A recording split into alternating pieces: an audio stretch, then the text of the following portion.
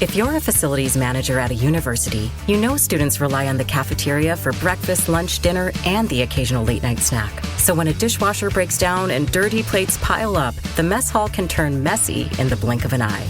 Enter Grainger. With over 1 million industrial-grade products and fast delivery, the product you need now is never far away. So you can turn that dishwasher back into a lean, clean washing machine. Call, click Grainger.com, or just stop by. Grainger, for the ones who get it done. We will not be held responsible for any hearing impairments or damage caused to you from excessive exposure to this sound.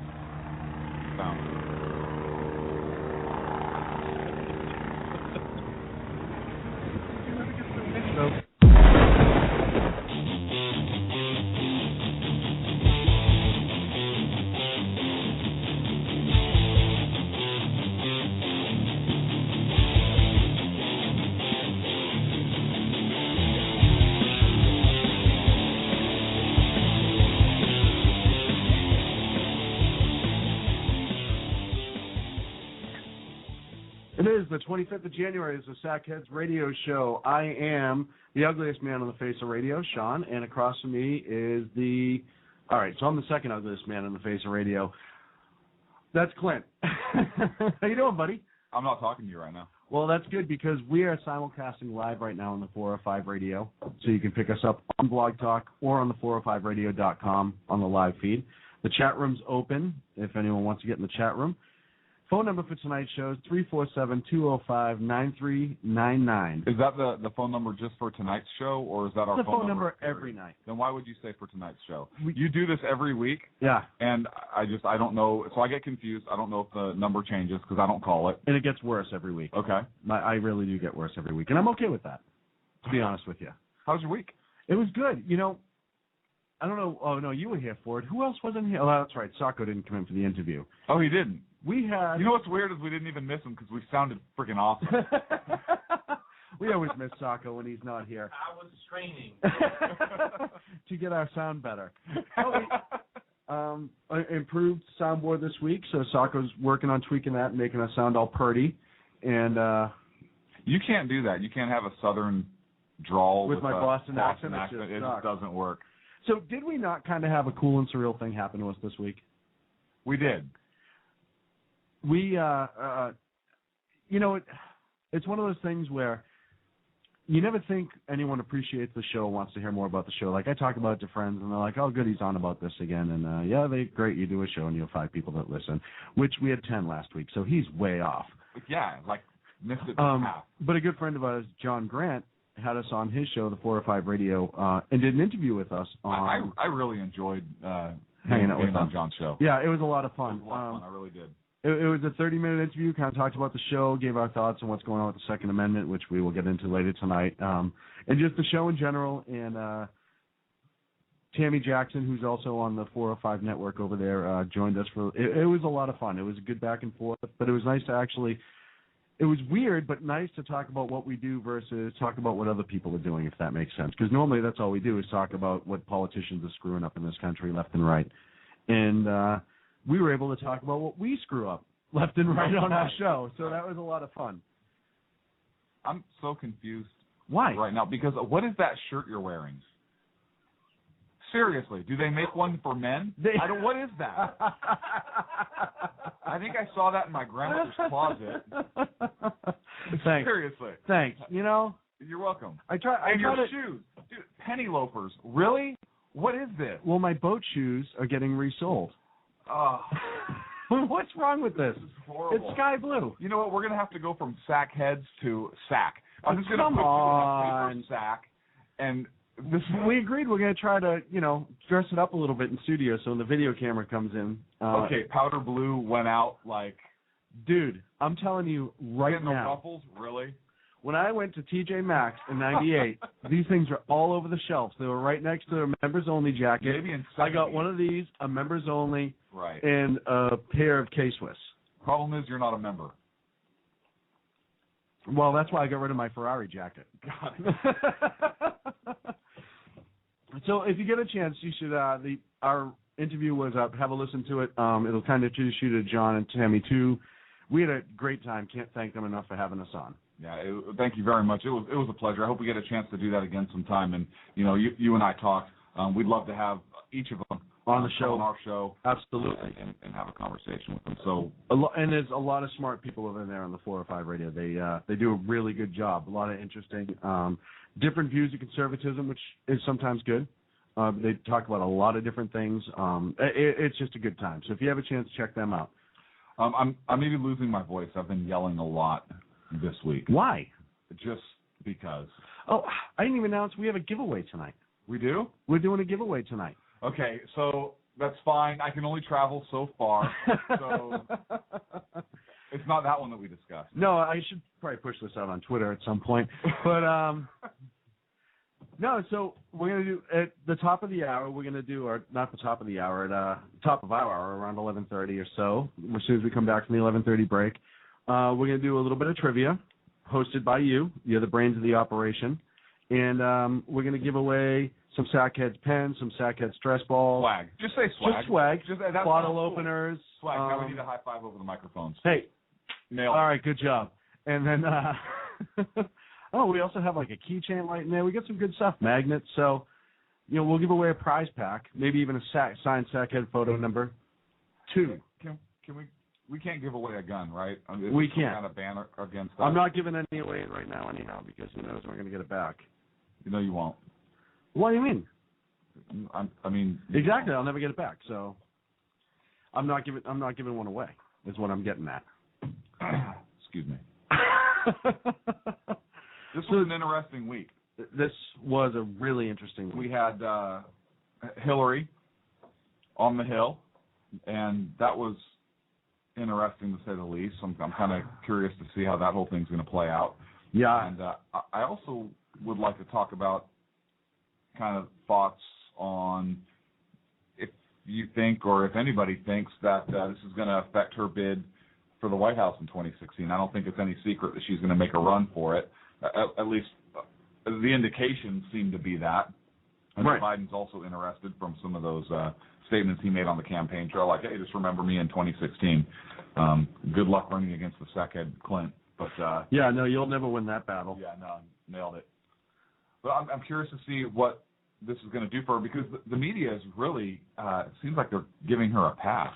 Well, yeah, a lot of because stuff. she works for that administration, so they always get a pass. I mean, it doesn't seem like they're giving her a pass. They are giving her a pass. Yeah, they're totally giving her a pass. And even really kind of championed her with some of her responses. Yeah, and I have a couple of those when we get into it. I just think it's amazing. Let's get into it. We're here. Let's just go. The first one, commit. And this was early, and this is her during the questioning, and her giving her kind of breakdown as to how she felt about the entire thing, and this is her.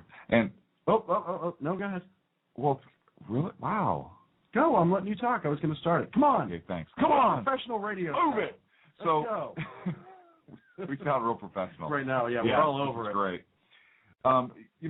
She was out for a while because that concussion. Why is it an NFL quarterback or player can have a concussion and be back like in 7 days, ready to just get lit up again, and it takes her how many weeks to where she can even talk?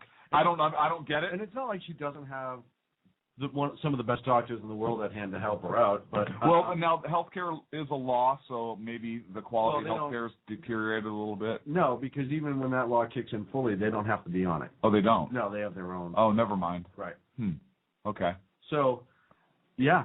So I don't understand either. I thought it was kind of funny that all of a sudden, like, she had a concussion and then she can't go sit in front of a room full of people. And listen, it's not like she did everything from memory. It was all prepared documents. Right. Anyhow. And let's face it, how screwed up is the situation that they say, hey, well, you have a concussion because we're going to need a lot of time to put this together. Yeah. Because you are screwed. Yeah. Well, and I kind of asked, too, if you asked. Yeah, I asked myself. I said, okay, self? Did Obama kind of throw her under the bus on this? Is it one of those things where I kind of thought maybe he would have came out before then and kind of said, hey, you know what, Hillary's going to testify, but you know what, this is kind of what we knew, or at least something from his office, kind of letting her off the hook, knowing that she's going to run in 2016. And, it doesn't seem like it happened. So you're not war on women, quote, war on women, because I think he sent her to the wolves, is my personal opinion. they had kind of a nasty primary. Yeah. When they ran against each other, and I wouldn't be surprised if he's still not a huge fan. So let's get into the clips. All right, so that's the first one that everyone talked about. This is her getting upset while she's reading her pieces. While she's eating her Reese's Pieces. For me, this is not just a matter of policy. It's personal. I stood next to President Obama as the Marines carried those flag-draped caskets off the plane at Andrews. I put my arms around the mothers and fathers, the sisters and brothers, the sons and daughters, and the wives left alone to raise their children. It has been one of the great honors of my life to lead the men and women of the State Department and USAID. Nearly 70,000 serving here in Washington, more than 270 posts around the world. They get up and go to work every day, often in difficult and dangerous circumstances, because they believe, as we believe, the United States is the most extraordinary force for peace and progress the world has ever known. Okay. I have a couple issues with this. I understand that she's upset, and I'm not saying that she didn't legitimately grieve about the lost lives, and I'm not debating that. I don't know whether she did or didn't. I'll give her that at face value, though. Okay. I will absolutely say that. But to say that she stood there as the Marines, and she did, stand there as the Marines came, and the flag draped coffins came in, but how many other Americans overseas have come home that way? It's not unique to her. So, that kind of bothered me because, you know what, and unfortunately it happens all the time.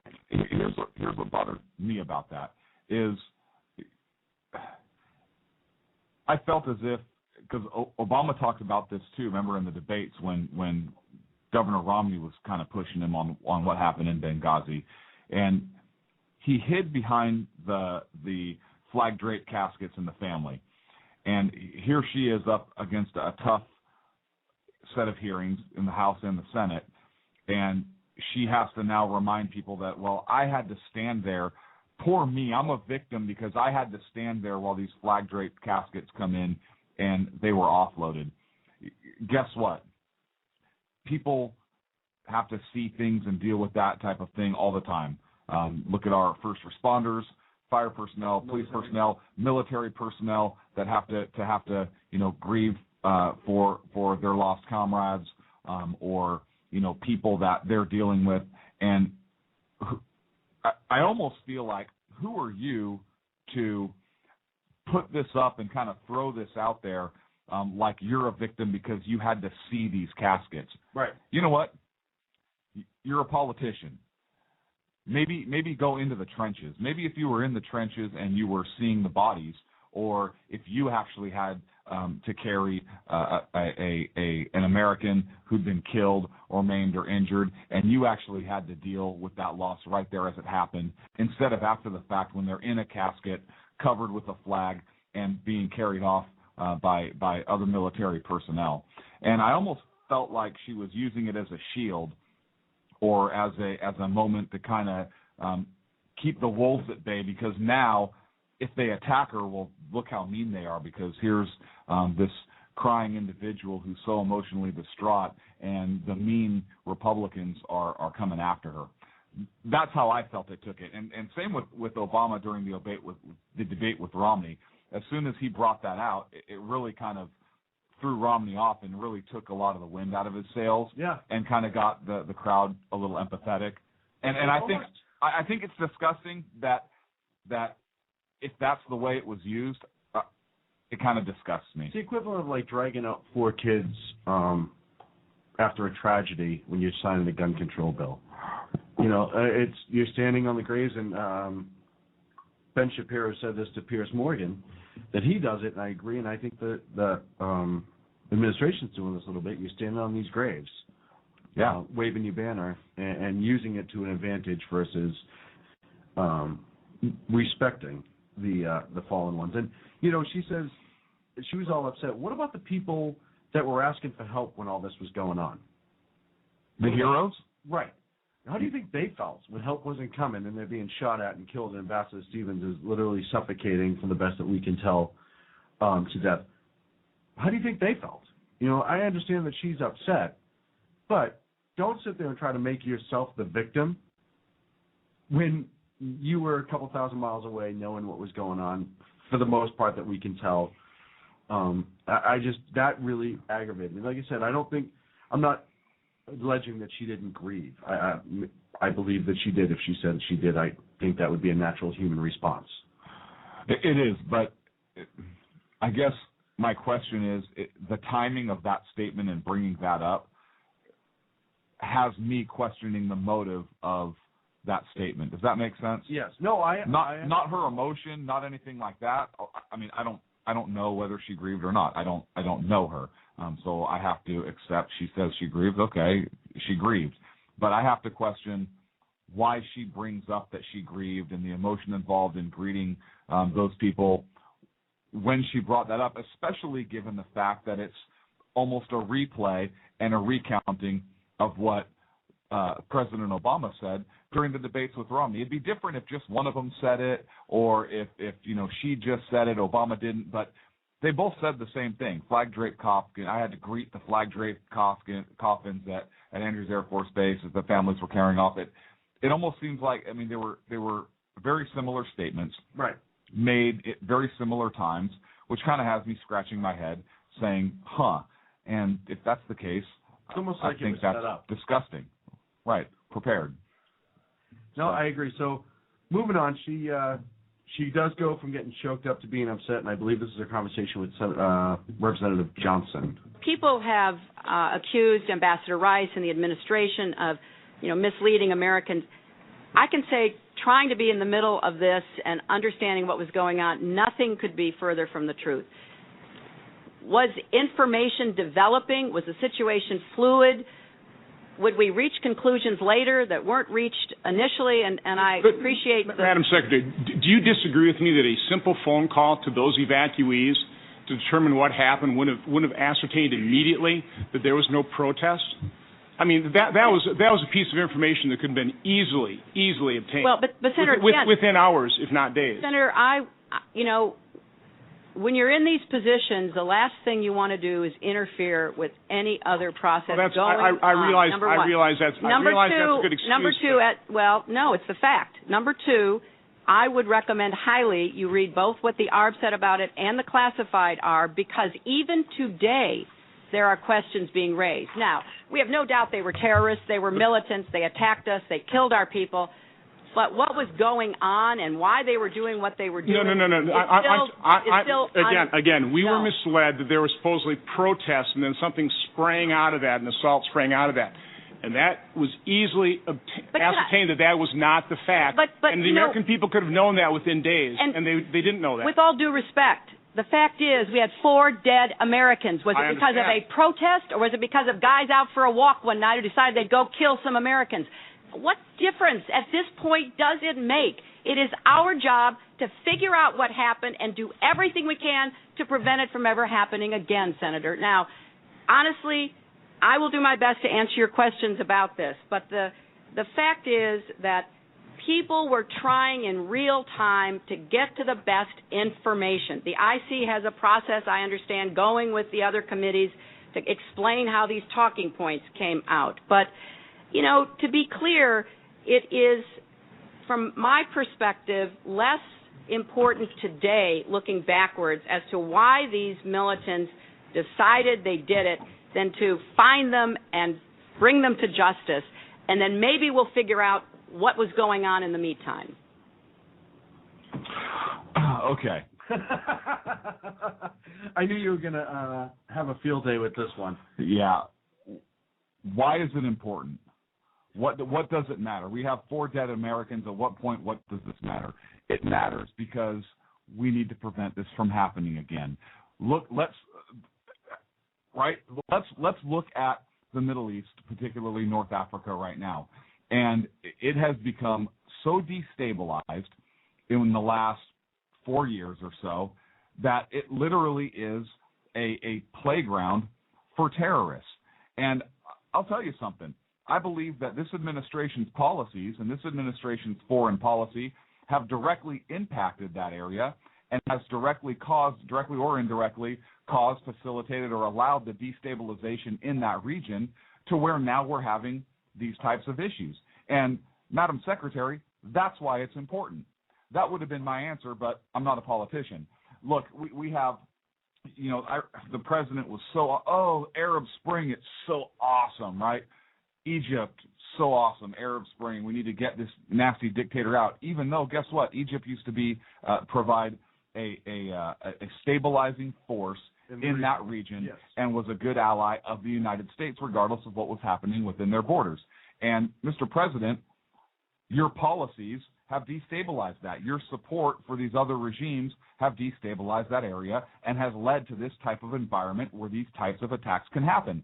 That's why. And, Madam Secretary, if you can't see why that's important, then perhaps it's better you don't return as Secretary of State, and I would urge you not to consider a run for the presidency in 2016. Well, and she says, what difference does it make if it was some protest or – so there's the video again. Right. Or some guys going for a walk that decided to kill Americans. Because that happens all the time. I love how she tried to curb it away from what it was, a coordinated attack on the compound. So don't try to throw that out there to kind of insinuate that, hey, you know what, this wasn't really like all that organized, blah, blah, blah, blah, blah. And then to say that, we know it was a terrorist attack. Right. We obviously, the whole point of this, and that's what she says, we have to get down to what caused this. The whole point of these hearings is to figure out what caused it. The thing they're going after is where did your department fail? Mm-hmm. Not why they were attacked. We know why they were attacked, because they were anti-Americans. They wanted to kill us. They wanted to prove a point, just like a lot of other countries do and a lot of people in other countries do. There's a little group called Al-Qaeda that's been doing that for a few years now. I haven't heard. Were they on American Idol or something? Okay. Right, they're the new kid on the block, so to speak. Okay. What's important and what these hearings are set up for is to find out where the State Department failed. Did it fail prior? Did it fail during? And how did it fail after? And how do we prevent that? And how do we prevent that from coming again? But it's the failures we're focusing on, not the cause. We already know what the cause is. It's kind of obvious at this point. We knew back then it wasn't a video. It wasn't the protest of that Wingnuts video. It had nothing to do with that. Everyone knew that. It wasn't a big shock. Even though she said at one point I didn't send Susan Rice out there to push that video and those things. I think it was like 3 days later on the North Lawn or whatever it was during the press conference, the president stood right there and blamed the video, and she didn't pipe up and go, oh, no, wait, we didn't know that happened, even though they've testified now that they did know the video had nothing to do with it. So she lied there. The president. Right. But she said we or I didn't send. I know the president sent out Ambassador Rice because, for whatever reason, I think he wanted to use a new soft face so she'd get sympathy from the press. Amazingly, it happened. Way to destroy her career. Yeah, seriously. So the fact that she did a whole fist pounding and all that stuff, and it doesn't matter. It does matter. Stop trying to curb it. And somebody in our chat room brought this up. Stop dodging the direct question. Well, yeah. Look, she's an attorney. Did we forget this? She's an attorney. No, I didn't forget. And what do you do? What do you do in court when a court case is not going your way, or when the facts do not substantiate your position? You twist it. You twist it. You curb it. You get angry and indignant, and you try and shift it away, and you try and control the conversation. Right. And you try to gather sympathy for your client. In this case, the State Department was what she was doing. Is trying to gather sympathy. Look, I would have more respect if she were to say, if this were true, if she were to come out and say, hey, you know what? I was responsible because I was the head. I've identified gaps because I did not get the information in a timely manner. The request for security was this way. We've identified that. We've taken steps to rectify that situation. However, here's what we knew, and continue on from there. Take responsibility. Actually give an honest assessment and honest answers to these committees, but also talk about maybe how you've fixed this. Things that are saying, well, hey, I'm not responsible for reviewing security requests. Well, hey, maybe you should be now, right? Maybe you shouldn't have been then, but hey, if we learned from it, tell us how you learned from it, and let's move on from there. And the purpose of these hearings is, maybe we're not out to, headhunt, but we want to figure it out so that this doesn't happen again. We can't do that unless you're honest with us. And, do you care about your country? Do you care about saving more American lives? Or do you care about looking good politically? And I think we got an answer. We surely have an answer. So there's another clip. It's about 6 minutes long, so I'm going to hold it for after the break. Listen, we all know going into it that she wasn't going to give the answers we're looking for. And that's kind of obvious now. I was hoping that we would actually get some sort of exact resolve as to what was going on. Like you said, I wish you went up there, hey, we screwed up. This is where we screwed up. This is a huge, there were huge breakdowns and everything. But this is what we're doing to prevent it from happening in the future. That would have been huge. So before we go into the break, a good friend of ours who was actually on with us the other night, Tami J. Tami Jackson, at Tami J, Tami, on Twitter. She's on the 405 radio. She works on the Hugh Hewitt show. Tami, where else everyone can find you anywhere, right? Seems like it. I have a website, rightvoicemedia.com, and I work for Kevin Jackson, who's a radio talk show host, and do my little show and so forth. So, yeah, don't say your show. You're kind of a big deal, Tami. Just say that. Hey, look, you can find me anywhere. I'm kind of a big deal. That's all you have to say. Yeah. I'm a big deal, but very short. I'm a small person. Well, you started playing Hillary, and it was like a dog whistle, speaking of those sort of things, because I've done a lot of research into Benghazi and had written a lot of articles and things with big-time research prior to the election. And what's really interesting is State Department knew this. Hillary knew this. This is another liar, liar, pants on fire moment, because over the 15 months prior to the attack on 9/11, there had been 230 attacks against U.S. and ally installments in Libya, 48 of those against Benghazi. So they knew that they were being targeted. They had requests for more security all the time. And yet on 9/11, we're to believe that it's this obscure video that had been in the interwebs for 6 months. No way. Everybody else in the world knows 9/11. We should be on high alert. And Sex State is doing nothing. And, okay, you guys may not know this. This is some inside baseball that I know because I have some buddies that are retired military intel, and they have friends that are still in intel. And so the way all the comms go over there, when something breaks out like that, they've got 3 minutes to get it to their official comm center. That comm center has 30 minutes to get it to the White House. And the White House Situation Room had it within 30 minutes. They knew what was going on within 30 minutes. They watched for 7 hours and did nothing, nothing. We knew they watched because there was a video of the president in the sit-rep room. Yeah.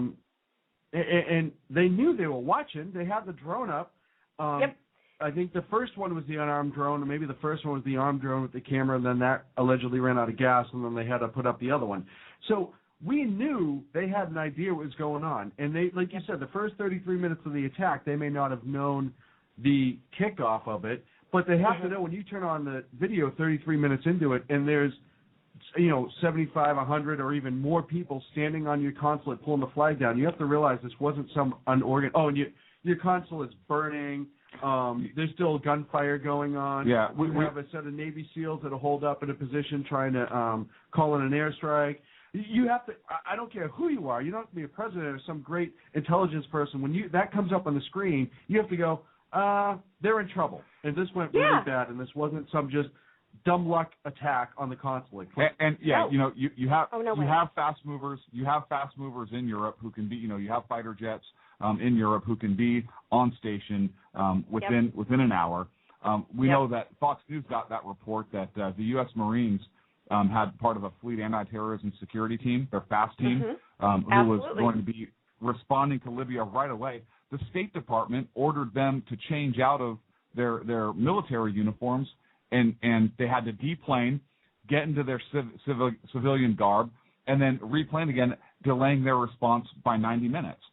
And worried that if they landed, it would look bad politically.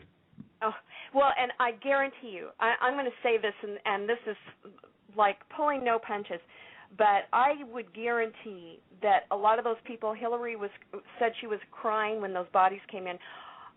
I know that Ty Woods' dad forgives her, but I know that there are a lot of military people that did not want them there.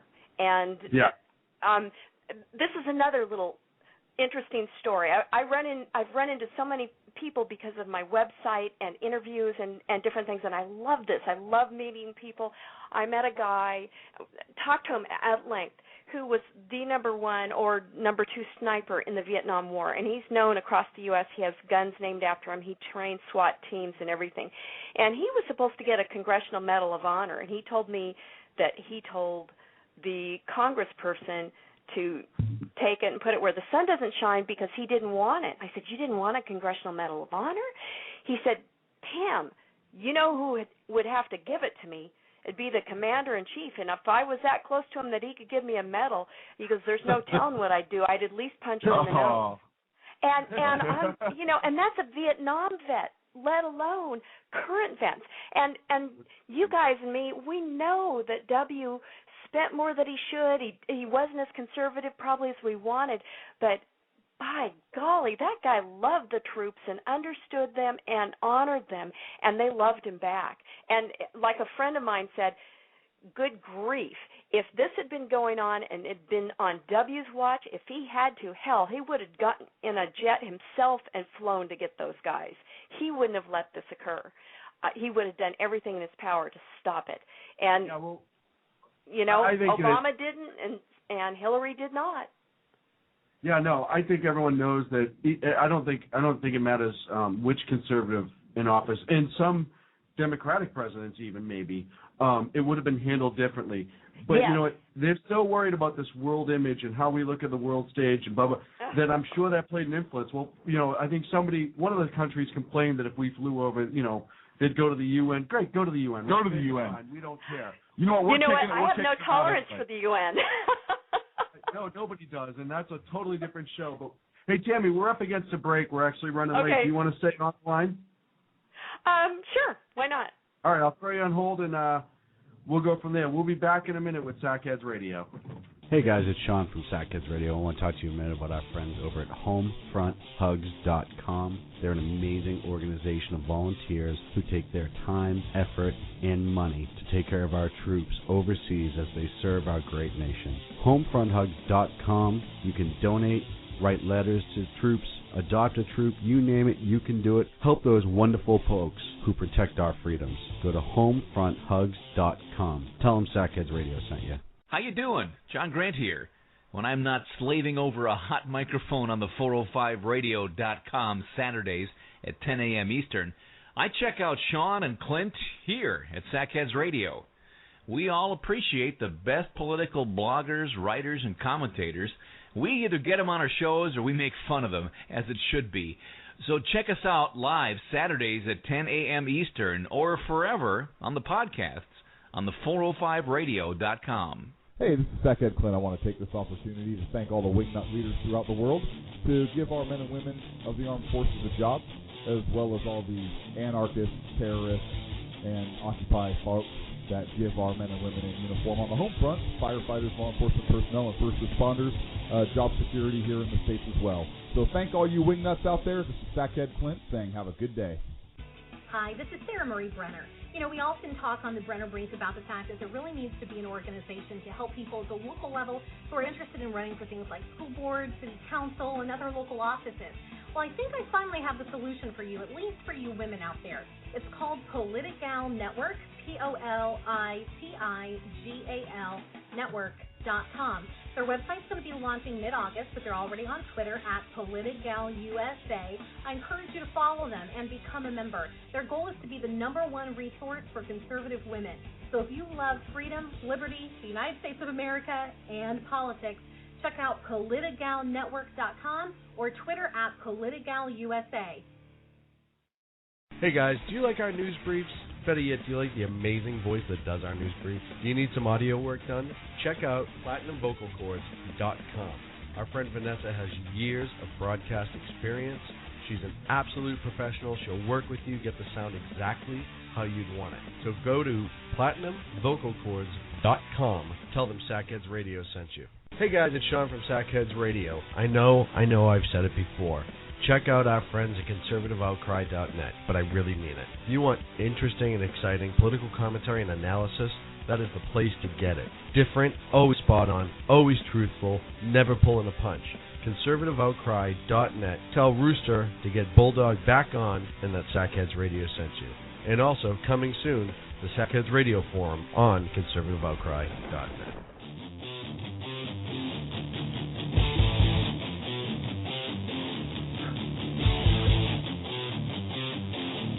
This is Sal from New York. Please listen to Sackheads Radio.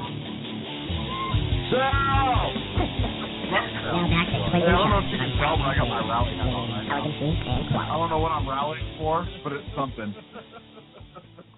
And we are back on the Sackheads Radio Show. On the line with us is our very special guest, Tami Jackson. Tami, thanks for sticking with us. We appreciate you. You are more like a guest on a caller, just so you know. Oh, thanks. I got to hear some cool commercials there. Hey, you know,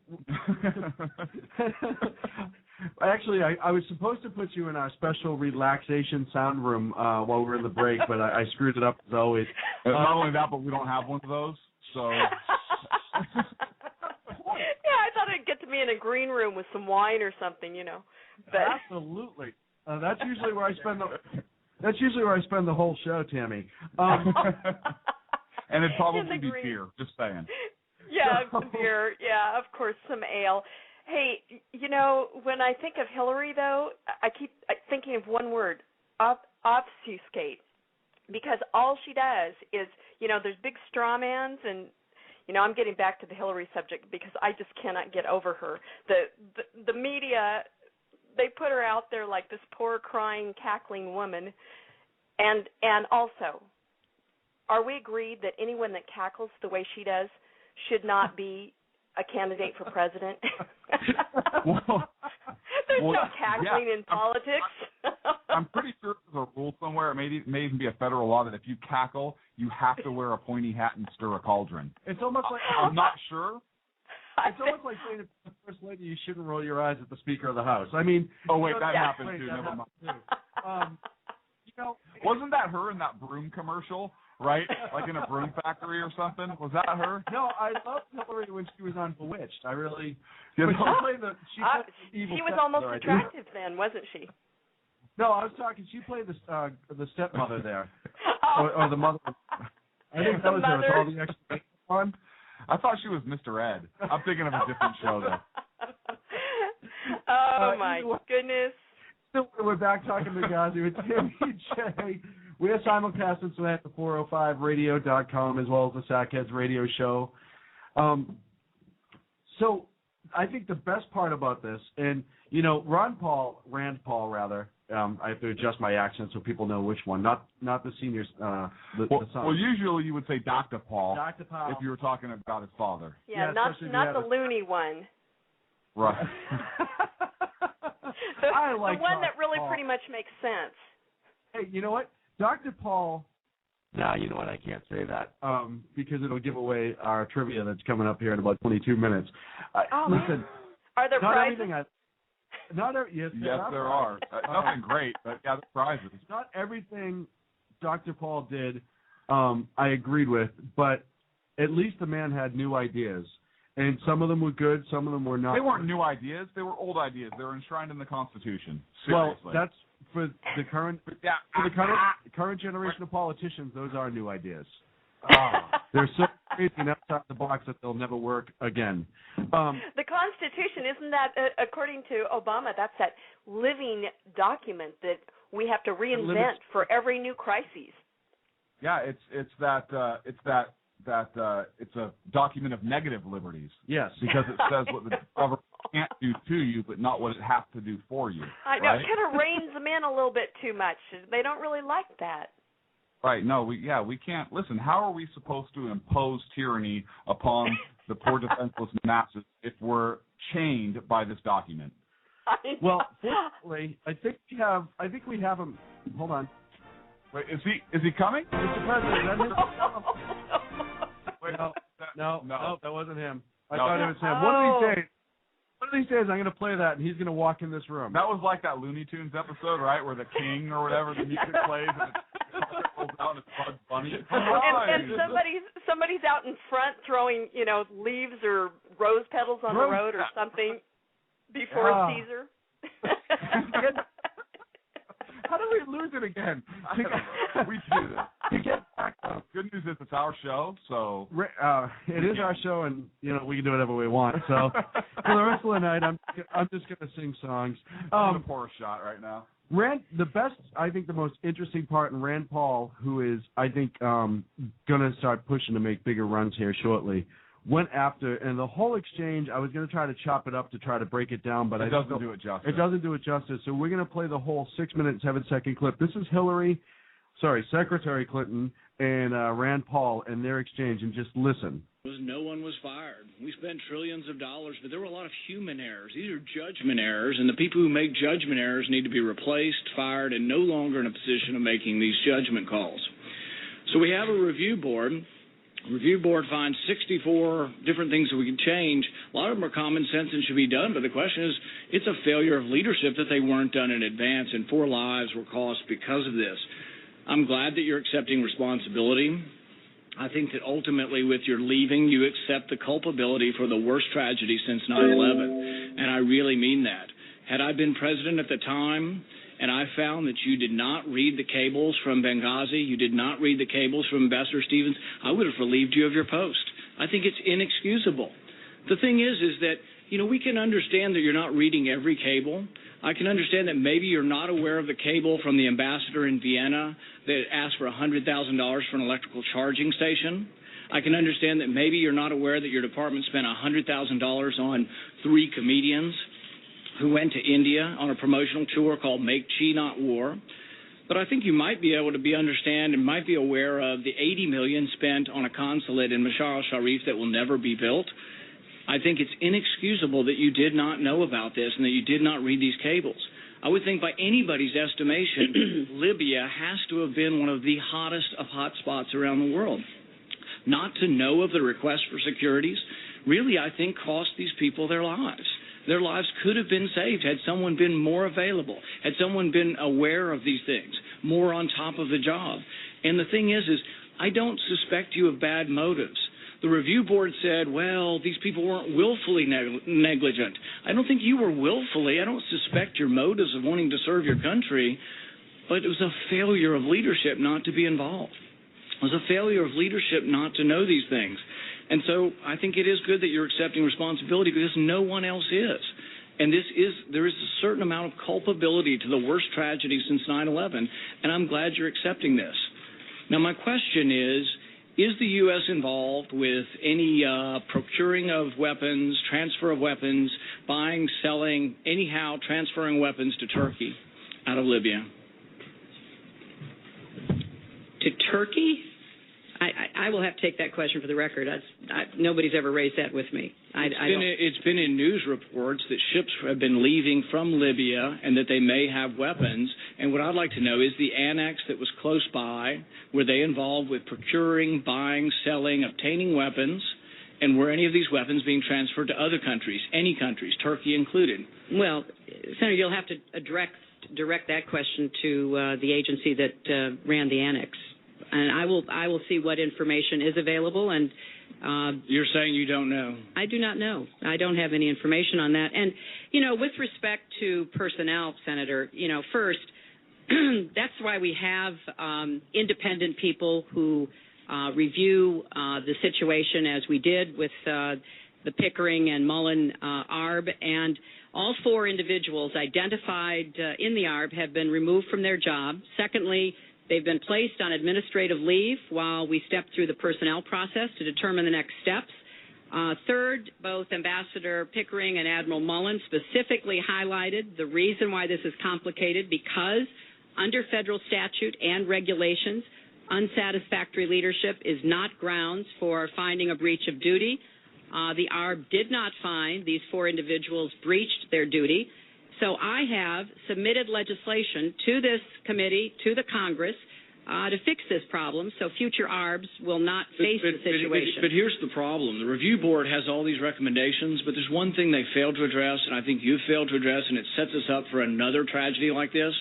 They should have never been sent in there without a military guard. This should have been an embassy like in Baghdad in a war zone, and it should have been under military guard, significant military guard, Defense Department command. I don't think the State Department's capable of being in the war zone and protecting these people. I still don't think that. I think another tragedy could happen. I think another tragedy could happen in another war zone around the world. I think someone needs to make an executive decision. Someone needs to take leadership, and with that leadership should be that you shouldn't send them in with no Marines. You shouldn't send them in with Marines that are to guard records, not people. You shouldn't send them in with the same kind of ambassador or embassy staff that you have in Paris. I think that's inexcusable. Well, Senator, the reason I'm here today is to answer questions the best I can. I am the Secretary of State, and the ARB made very clear that the level of responsibility for the failures that they outlined was set at the Assistant Secretary level and below. The administration has sent officials to the Hill more than 30 times. We've given as much information. We've been as transparent as we can. Obviously, we will continue to brief you and others to answer any and all questions that you have about going forward. The reason we put into effect an accountability review board is to take it out of the heat of politics and partisanship and accusations and to put it in the hands of people who have no stake in the outcome. The reason I said make it open, tell the world, is because I believe in transparency. I believe in taking responsibility, and I have done so. And I hope that we're going to be able to see a good working relationship between the State Department and the committee going forward. Thank you. Senator Murphy.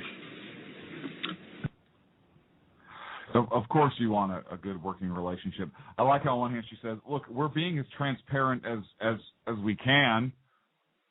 Huh? I don't even know what that means. Right. You're either transparent or you're not. Well, we're being as transparent as we can. She put the emphasis on the wrong syllable. That was very specific. We're being as transparent as we can. I think it's amazing that she talked about, we're going to put this in the hands of people, not partisan, not the silly Congress. Why would we even talk to them? It's all partisan BS. We're going to put this in the hands that are not partisan to look into this. You mean the hand-pointed people or the hand-selected people from the president or you to look into this and then come up with a determination? That's not partisan? The bipartisan committee is not partisan. And, yes, people will make their political points, and I believe that some of them, like Senator Paul made there, need to be made. Yep, they do. Hey, you guys, I've had a couple really good quotes. Would you allow me to use them? Well, yeah. Well, are they yeah. Of course. Okay, these are from two really, really good friends of mine, but the first is from Major General Lee Rogers. He said, and this is concerning the installment itself over there that had basically mall security. And we have we had all these valued Americans there in this hostile area in just this little podunk post with mall security.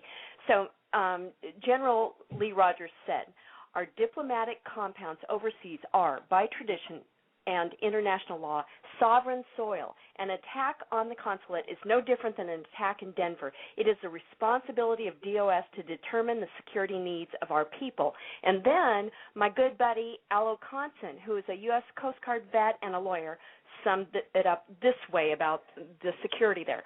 The jihadists respect strength and the willingness to use it. They regard weakness as provocation.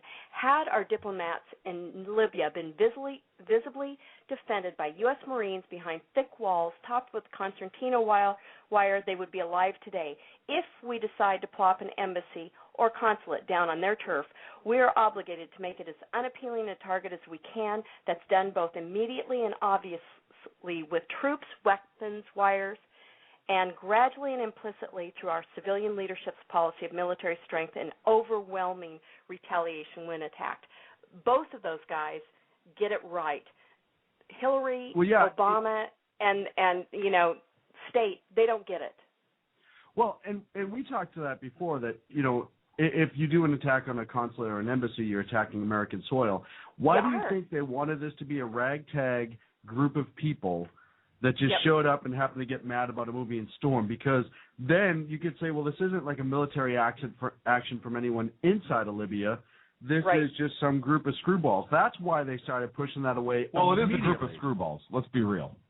No, it is a group of screwballs. They are pretty much screwballs. Yeah, it is. But that's their whole point on that, is if we say that it's just a group of people that got mad at this video and they're not any sort of militants, they're just a group of regular. But they can't have it. They can't have it the other way, because Osama has been killed. Right? Terrorism's done. We won. Right. So we won the Arab Springs there. They needed it to be just some random group of guys that got together and decided to storm. They needed that because terrorism has been dead. We heard that going to the election how many times? Chevy is alive and Osama bin Laden is dead. So they had to push that narrative. And somebody said, hey, we have this video. And then Ambassador Rice went on and admittedly, knowingly, that she was wrong, saying over and over again on 5 different morning talk shows. So you mean lying? You can say it. Don't be shy. Lying. Just say lying. Lying and terrorism. We can say these words. And the horrible thing is that there are 11,500 U.S. diplomats and people working in installments around the world that now think, okay, who has our back? If they're not going to protect our guys and they don't come to the rescue of them, how are we safe? What's up with us? They know the answer to that. Listen, though, you can rest assured $100,000 for an electrical recharge in Italy went. That got sent over. Those comedians went and made she not war over in India. So that's $200,000 that could have went to saving lives. The $80 million for this consulate that'll never get used. That's money. Listen, we all know what the BS is here, and we all know that they knew this attack was going on. But this is going to show nobody's taking the fall for this except for a couple people that we'll never know about. Oh, this person, they're looking at this person for discipline.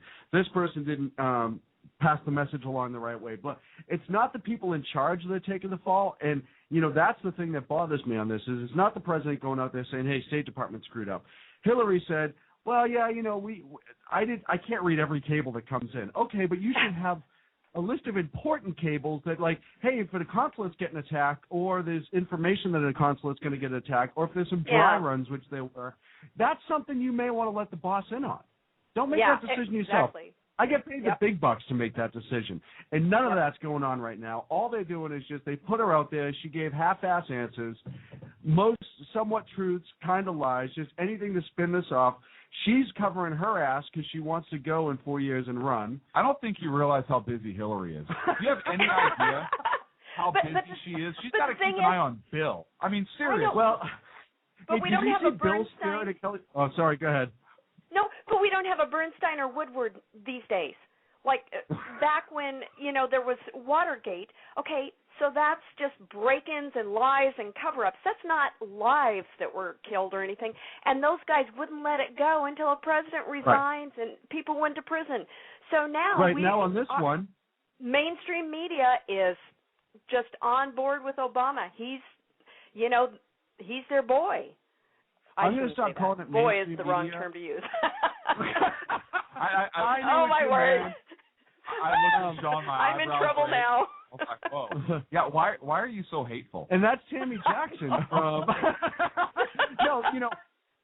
I've started calling them state media because that's what they are. They just regurgitate whatever they state whatever he wants. Them they officially have him on whatever lines they want. Listen, he could go and say the sky's red, and mainstream media is going to go and say, hey, everyone, guess what? New law. The sky is now officially red. The scientists have proven it. Right, because of the way the sun reflects off of, even though it looks blue, it's really all red. Your eyes are wrong because Obama the first said and the sky is red. Backs it up. Right. We have some science to say. Tammy, do you think you think we're going to see any impeachment proceedings out of this? Oh, I'm sure not. It has to originate in the House, but you think... I'm sure not. And I really thought that we had a chance at winning the election, and then when that went south, I thought, there's just no hope that any impeachment things are going to come out of this. There's no hope that anybody is going to be. They're like the Teflon admin, and whether you're at the White House or state, nothing sticks to them. And a lot of it is because of the media. We don't have a bit, we've got Fox and we've got new media like this, and we've got the radio shows, but that's about all we've got. So the average schmo it turns on CBS and they hear that Obama is just doing famously. I have people tell me, yeah, the economy's doing well, and I think, gosh, how many people do you know that have lost their jobs? I lost my job last June, and thankfully, I rebounded and got into all these media things, and I'd been in a corporate job for 20 years, and it was because of the economy. The economy's doing great if you're in green energy, you're married to a senator, or you happen to be really good friends with the president. Then your economy is absolutely fine. Or if you're addicted to crack cocaine, methamphetamine, heroin, right. and any of that you don't want to get a job. Or pot. Pot's the new thing now. Well, that's medicine, though. That's medicine. So we don't want to disparage it. Which it's funny because it's medicine that you don't need to go see a pharmacist to get. You go to a head shop. That's weird. Either way. Have you been hearing all the new things about that, though? How they don't know what they're going to do when they pull people over? I know. Do they arrest them because they smell like pot? Or that's going to be such a headache. But that's a totally different argument. Sorry. That's okay. Such a headache.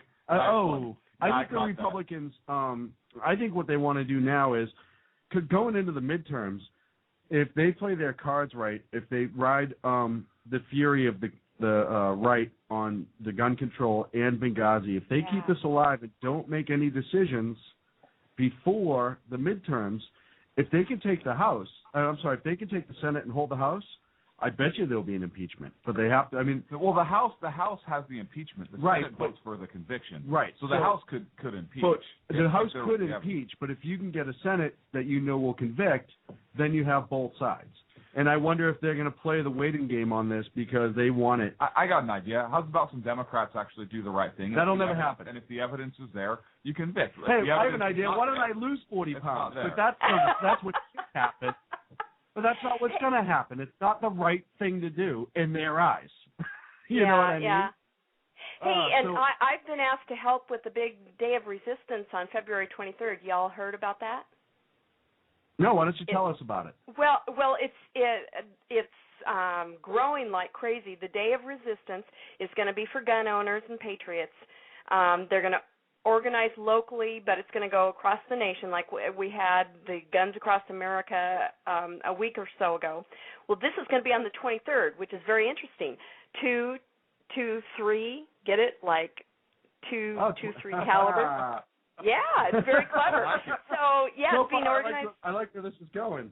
Yeah, and so I told him I would help, and so the national guy that's coordinating this is going to be calling me, and we're going to be working on this. But, oh man, I would love to see more and more people out there, because if you all have been to gun shows lately, which I have, thousands of people out there.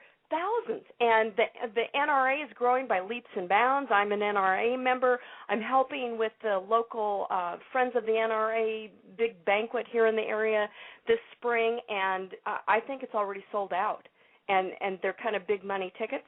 So, it's going like crazy, because people, and they need to be seeing what's going on. They need to understand that, this is kind of like the last stand, because if they take our guns, they can just do anything pretty much to an unprotected populace. Hey, Tami, when you get the info on that, can you push it over to us so we can make sure that it's out there? Yeah, I will. I want you guys to talk about it, and I'm going to get it out everywhere. I just think it ought to go viral. And people, we need to get everybody that, thinks anything of the Second Amendment, which should really be everybody. I don't care what your political affiliation is. It really should be. It should be, but people have been taught and indoctrinated, and it's been watered down over the years. I would like it if it was on March 8th. I would think the date of 3/08 would be a little bit better, but I guess 2/3 works. I like that. Yeah. Maybe we can do a second one on March 8th, right around the corner.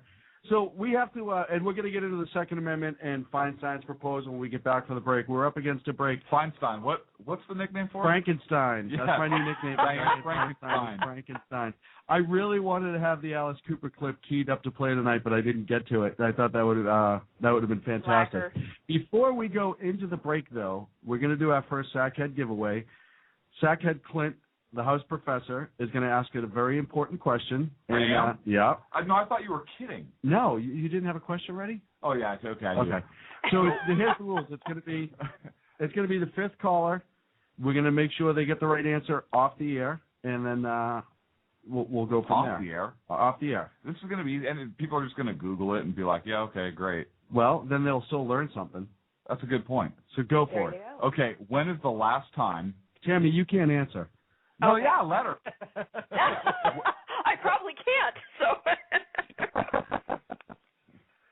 When is the last time the United States issued letters of marque?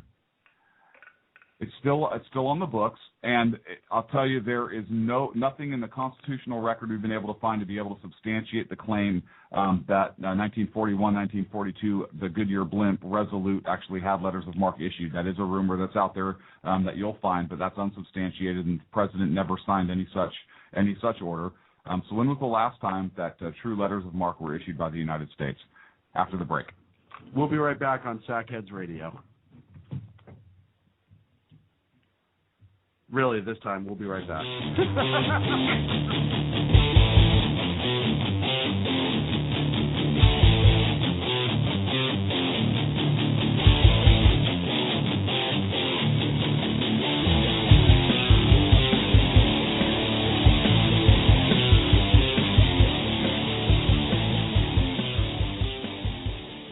How you doing? John Grant here. When I'm not slaving over a hot microphone on the 405radio.com Saturdays at 10 a.m. Eastern, I check out Sean and Clint here at Sackheads Radio. We all appreciate the best political bloggers, writers, and commentators. We either get them on our shows or we make fun of them, as it should be. So check us out live Saturdays at 10 a.m. Eastern or forever on the podcasts on the 405radio.com. Hey folks, this is Sackhead Clint. I want to take this opportunity to thank the men and women of our armed forces, as well as our first responders, law enforcement, firefighters, and emergency medical personnel. Thank you for all you do. Thank you for making this country and our communities a better and safer place. God bless. Hi, this is Sarah Marie Brenner. You know, we often talk on the Brenner Brief about the fact that there really needs to be an organization to help people at the local level who are interested in running for things like school boards, city council, and other local offices. Well, I think I finally have the solution for you, at least for you women out there. It's called Politigal Network, Politigal Network.com. Their website's going to be launching mid-August, but they're already on Twitter at PoliticalUSA. I encourage you to follow them and become a member. Their goal is to be the #1 resource for conservative women. So if you love freedom, liberty, the United States of America, and politics, check out PoliticalNetwork.com or Twitter at PoliticalUSA. Hey guys, it's Sean from Sackheads Radio. I know I've said it before. Check out our friends at conservativeoutcry.net, but I really mean it. If you want interesting and exciting political commentary and analysis, that is the place to get it. Different, always spot on, always truthful, never pulling a punch. conservativeoutcry.net. Tell Rooster to get Bulldog back on and that Sackheads Radio sent you. And also, coming soon, the Sackheads Radio Forum on conservativeoutcry.net. Hey guys, it's Sean from Sackheads Radio. I want to talk to you a minute about our friends over at HomefrontHugs.com. They're an amazing organization of volunteers who take their time, effort, and money to take care of our troops overseas as they serve our great nation. HomefrontHugs.com. You can donate, write letters to troops, adopt a troop, you name it, you can do it. Help those wonderful folks who protect our freedoms. Go to HomefrontHugs.com. Tell them Sackheads Radio sent you. Hey, this is Sackhead Clint. I want to take this opportunity to thank our men and women in uniform of the armed forces. Hey, this is Sackhead Clint. I want to take this opportunity to thank our men and women. Hey, this is Sackhead Clint. I want to take this opportunity to thank the men and women of our armed forces, as well as our... Sean. You going to mention me this time? Thank you, Sean. You said mention you, right? Oh. You totally need to keep that as an outtake. Now back to Clint and Sean on Sackheads Radio, radiating elegancy and quality. So the question of the night was, when was the last time the United States issued a letter of marque? You can win a Sackhead swag bag. It has a bottle. Don't tell them. No. It's got a bunch of good. People want to know what's in it. It's doing? Listen, it's got pens, bottle openers, keychain lights, stress balls, magnets, you name it, we got it in there. So Shotgun. If you know the answer, give us what? Shotgun. It might be. Maybe that's the special gift. 347-205-9399 with the answer. On the phone is Tami Jackson. Tami, thank you so much for hanging out with us and providing your input on Benghazi. We really appreciate it. Why don't you tell everyone again where they can find you? Yeah, I have a website. I have a wonderful partner who's a web designer, Michael Witham, but our site is rightvoicemedia.com, and it's fabulous. We have things on faith, politics, military, guns, stuff like that. Everything is original that's on there. And, yeah, I do all the editing. So all the graphics you see on there is done by yours truly. And it's a gorgeous, gorgeous site. Also, guys, I have to tell you, heads up, in this next year, I'm the new media and marketing person also for a film that's coming out called Ride the Thunder. It's a story of Vietnam, the Easter Offensive, John Ripley blowing of the bridge of Dong Ha. It's going to be a fabulous film, and I'm their marketing person. So I'll be giving you updates on that. But for all of us that really, really love the troops and everything they do, best forces in the world, I'm thrilled to be part of this because I have relatives, cousins of my mom that were in Nam, that were USMC in country, and to think that I could do something to restore honor to that conflict and to the people that fought there is a big thrill for me. Well, outstanding. And we thank you very much for calling our show. It was a pleasure having you. And, we certainly appreciate the troops. I also had family that served and know several people that served. And our thoughts and prayers go out to all of our military members and families. Tim, thank you so much for coming on the show. It was a pleasure having you. Yep. Hey, Tim, okay. Thank you so much. You're welcome. Thanks for having me. You guys carry on. Sorry. You got it. Take care, Tim. Bye-bye. Bye-bye. Okay, so let's see. I'm trying to work this out because now I have what? You're looking at me like I'm crazy for. You are crazy. Well, somebody. That shirt, dude. I can't get over it. I'm sorry. We have an issue that I didn't even think about. So somebody is giving me an answer in the chat room. Uh-huh. And is that a caller? Right. Does this qualify? How many answers have you had? Was that the fifth answer in the chat room? Let me see. 1, 2. It's going to be close, but we'll need a ruling on it. I want to know what your ruling is. You're the rule master in all this. You spin the wheel of destiny. You come up with all the stuff. I'll say yeah. Okay. Yeah, let's do it. All right. We're gonna need a way to get their information so we can send it to them though. Absolutely, and I can do that in the chat room. Tom Simpson in the chat room, and I believe this is the right answer. Tell me if I'm wrong. Is it 18 and 15? Negative. Oh, really? Yeah, how many 18, 15 answers did you get? Well, that's not important right now. What is important?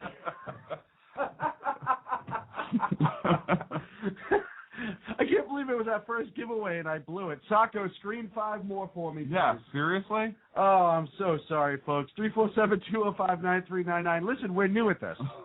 I've never done a giveaway before. The answer is... Wait a second. How are you screwed up if the wrong answer was given? Did you tell him he was right? I thought, well, you brought up a good point. How many people called in saying 1812 or 1815 or whatever, and I got it all wrong. At the end of the day, I screwed it all up. Nice work. So why don't you just go back and whoever gave the right answer, Well, because they were on the phone and now they're not. It's my first one. Leave me alone. So if you can tell us for sure what the right answer is, 347-205-9399. We'll screen 5 more. Sorry, Sox. There's going to be a pain penalty for this. I know. You're going to so make me suffer for this off the air. There's something we're gonna have to. There's a pain penalty that's such associated. A bonehead. Yeah. Speaking of boneheads, Diane Feinstein.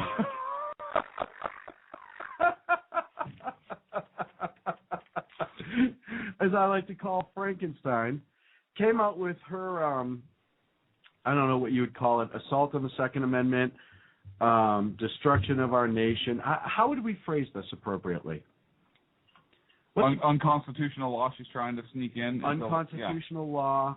Either way, she came out with her, and I think it's going to go in front of a committee this week to be submitted to the House for new gun control. And have you read the list of guns that are on it that she wants to? Yes, my eyes became crossed. Wasn't there something, I don't have the exact number, wasn't it like 150 or some ridiculous amount? There was a ridiculous amount, yes. At what point do people realize where this is going? You could say, oh, you know what, this is just for the kids, and they're doing this to make school safer, this and that, and they're not having the conversation that they need to have. They're not having, as we've talked about, we talked about this week on John Grant's show, we didn't have the conversation of, hey, this is to protect us against tyranny. This has nothing to do with this or that or the other thing, or what gun we can limit, what gun we can't limit. But yet people are still getting behind them on this, and it's driving me absolutely crazy, considering Diane Feinstein is the same person that said this less than 10 years ago. Okay, go.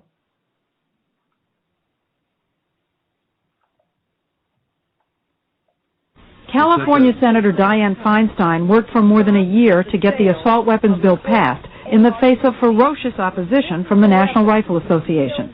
She says she got the best she could. If I could have gotten 51 votes in the Senate of the United States for an outright ban, picking up every one of them, Mr. and Mrs. America, turn them all in, I would have done it. I could not do that.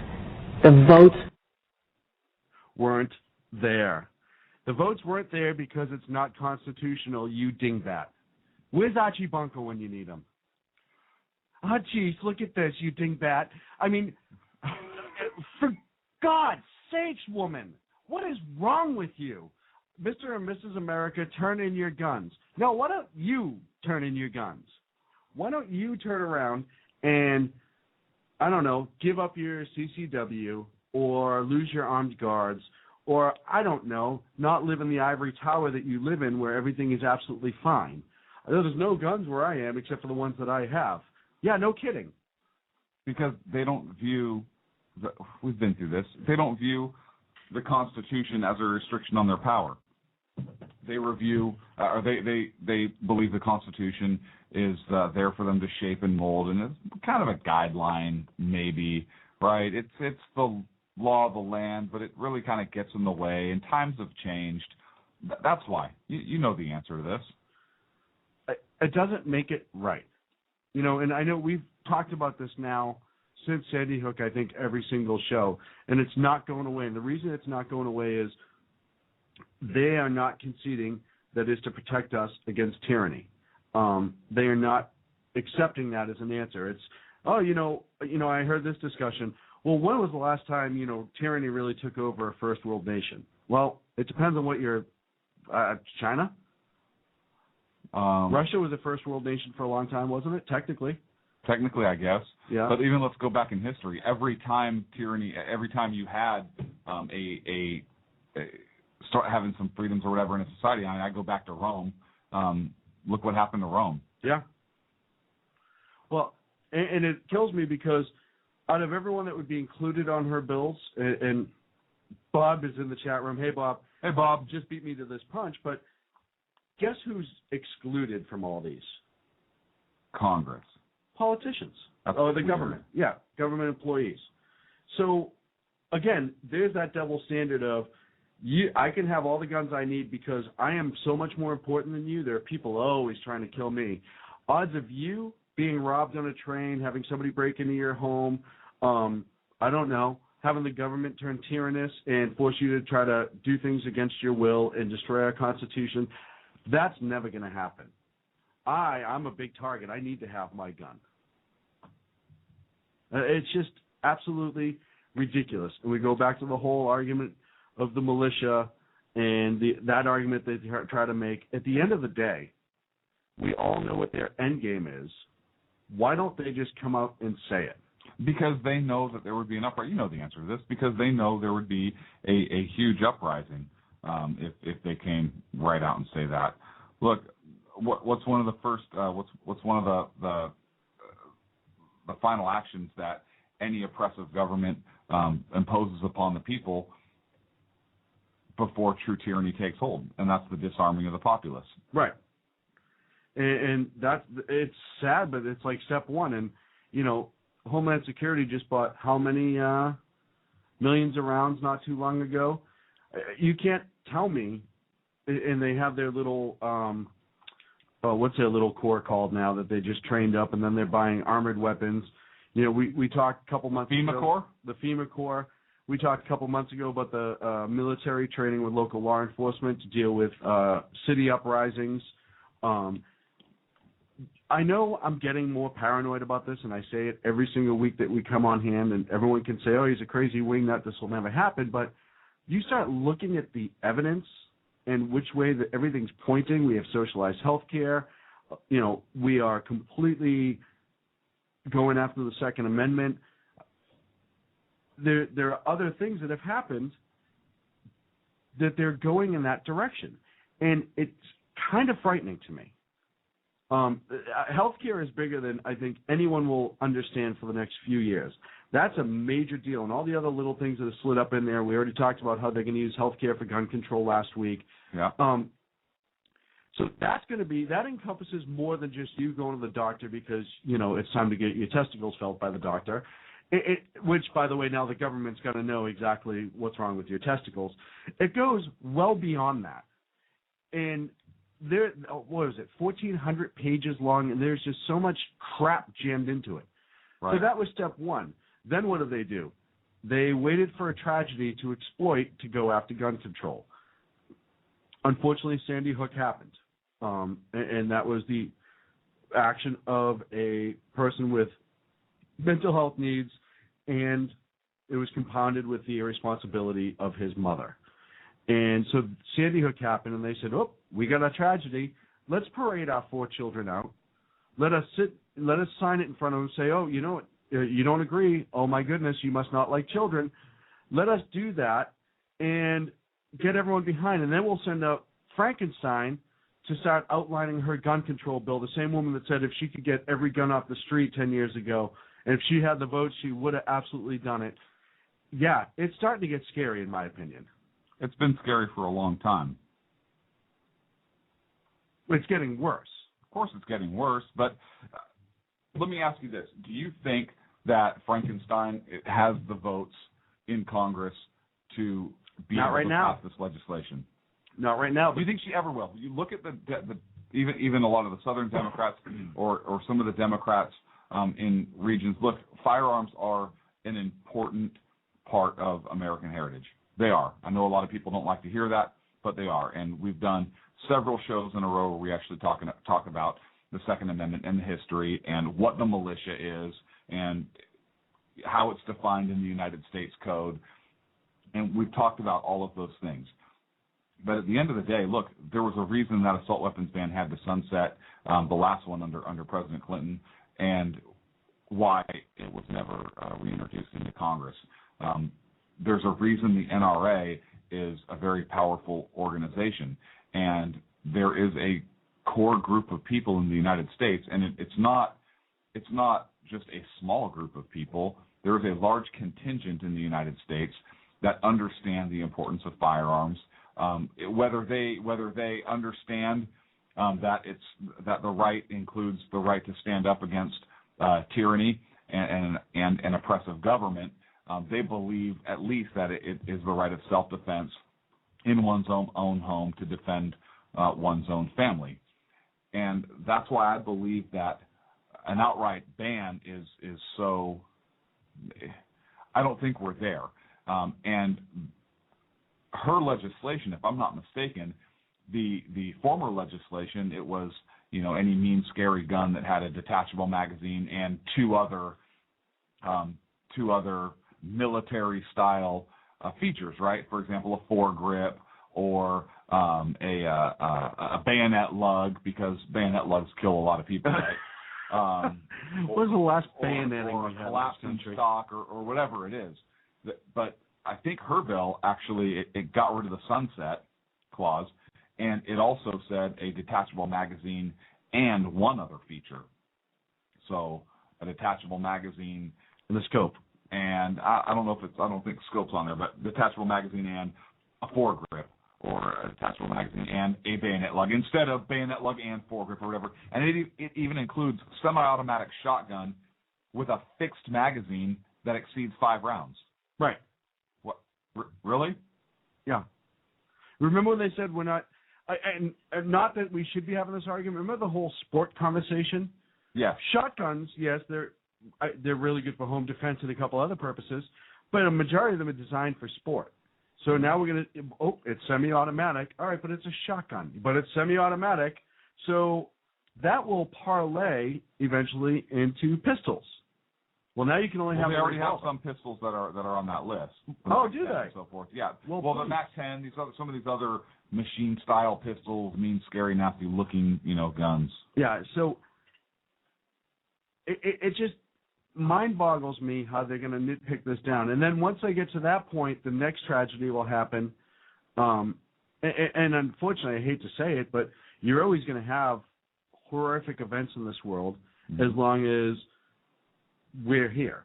It doesn't matter what you limit. Can you still buy diesel fuel? I can still buy diesel fuel. You can still buy diesel fuel. Where was the outrage after Oklahoma City?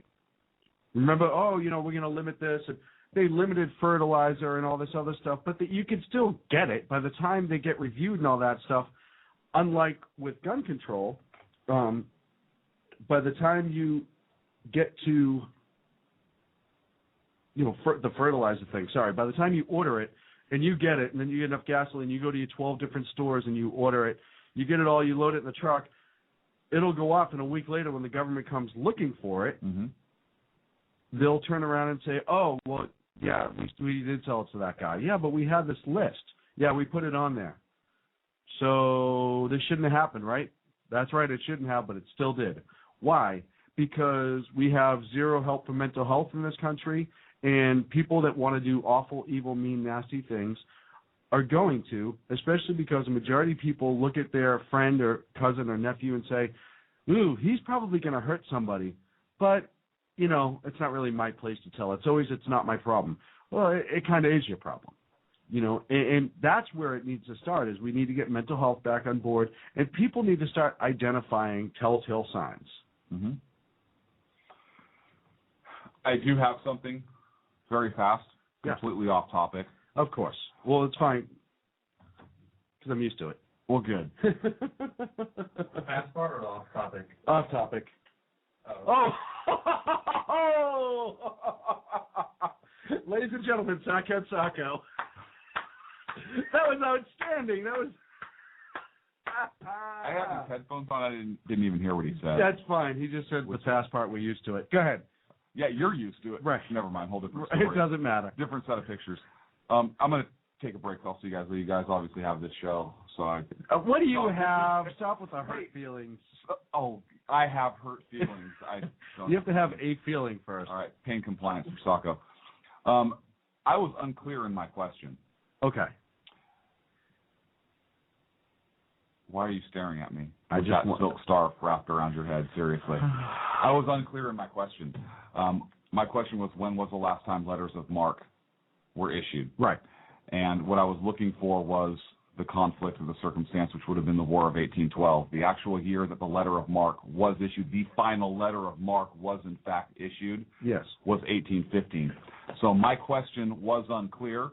Our fifth person in the chat room, Tom in the chat room was the right, and he's still in the chat room. Was correct. So my apologies to Tom. My question was unclear in my in my mind, I know what I meant. All right. But technically, he is correct. The last time the U.S. authorized it was the War of 1812, which did begin in 1812. However, the last year that it was actually issued as part of that conflict was, in fact, 1815. Wow. So he was technically correct. That's outstanding. Yeah. So he actually had enough vision to read into the question and say, I know exactly what he's saying. Yeah. As vague as he asked it, I'm going to use my inner knowledge and say 1815, and I'm going to be right. Yes. And so Tom Simpson in the chat room is right, so he's going to win the whole swag bag from Sackheads Radio. Correct. Out freaking standing. Well, that's going to push us into our last break. When we come back, we'll pick up a little bit more on the gun control. Mm-hmm. And, that's it. So, Huh? Oh, our phone number is 347-205-9399. If anybody wants to jump in on anything that we've talked about tonight, we'll put you on hold and maybe take you. Hey, and also, once again, congratulations to Tom from North Dakota for winning the swag bag. We'll be back in a minute on Sackheads Radio.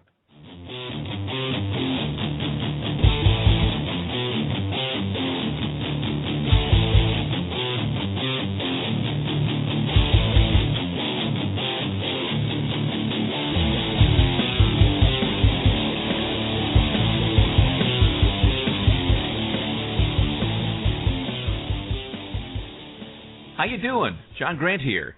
When I'm not slaving over a hot microphone on the 405radio.com Saturdays at 10 a.m. Eastern, I check out Sean and Clint here at Sackheads Radio. We all appreciate the best political bloggers, writers, and commentators. We either get them on our shows or we make fun of them, as it should be. So check us out live Saturdays at 10 a.m. Eastern or forever on the podcasts on the 405radio.com. Hey folks, this is Sackhead Clint. I want to take this opportunity to thank the men and women of our armed forces, as well as our first responders, law enforcement, firefighters, and emergency medical personnel. Thank you for all you do. Thank you for making this country and our communities a better and safer place. God bless. Hi, this is Sarah Marie Brenner.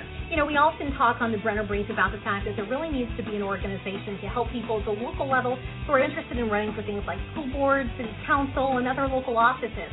Well, I think I finally have the solution for you, at least for you women out there. It's called Politigal Network, Politigal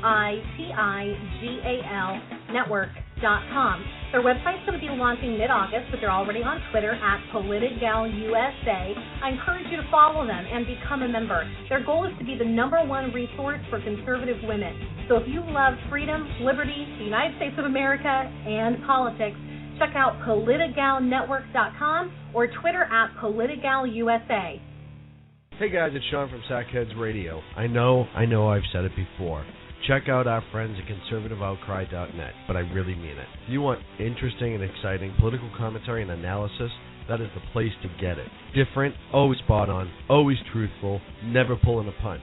conservativeoutcry.net. Tell Rooster to get Bulldog back on and that Sackheads Radio sent you. And also, coming soon, the Sackheads Radio Forum on conservativeoutcry.net. Hey guys, it's Sean from Sackheads Radio. I want to talk to you a minute about our friends over at HomefrontHugs.com. They're an amazing organization of volunteers who take their time, effort, and money to take care of our troops overseas as they serve our great nation. HomefrontHugs.com. You can donate, write letters to troops, adopt a troop, you name it, you can do it. Help those wonderful folks who protect our freedoms. Go to HomefrontHugs.com. Tell them Sackheads Radio sent you. Hey, this is Sackhead Clint. I want to take this opportunity to thank our men and women in uniform of the armed forces. Hey, this is Sackhead Clint. I want to take this opportunity to thank our men and women. Hey, this is Sackhead Clint. I want to take this opportunity to thank the men and women of our armed forces, as well as our... God. You going to mention me this time? Thank you, Sean. You said mention you, right? Oh. You totally need to keep that as an outtake. Now back to Clint and Sean on Sackheads Radio, radiating elegancy and quality. Hey, so I have an idea. Yeah. So on that whole letters of marque thing got me thinking, and that's dangerous sometimes. Well, yeah, no, it look, sets off fire alarms. Immigration is another issue coming up. right? That's kind of be brought to light. So why are you laughing? Why don't you and I apply for letters of marque? Because they can still use it, right? Yeah. And why don't we apply for letters of marque and see if we can get it to patrol like the coastal waters in the Gulf of Mexico, or what? Hang on, hear me out. No, I'm listening.